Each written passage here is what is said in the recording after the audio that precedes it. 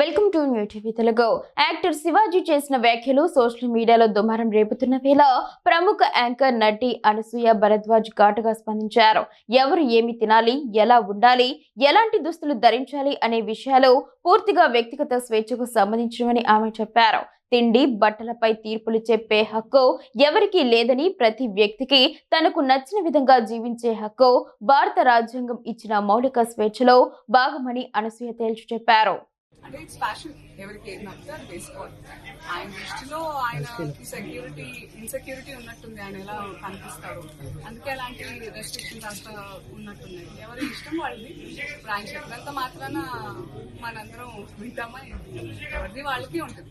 But I personal feel dressing అనేది it's someone's personal. తిండి, బట్ట ఇవన్నీ మనకు నచ్చినట్టే ఉండాలి, అంతే కదా. మన కంఫర్ట్, మన ఇష్టం.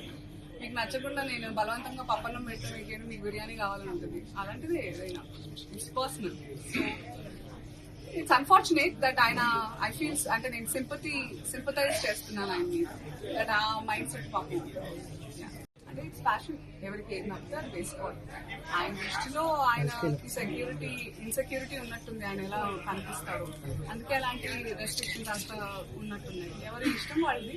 ఇప్పుడు ఆయన చెప్పినంత మాత్రాన మనందరం వింటామా? ఎవరిది వాళ్ళకి ఉంటుంది.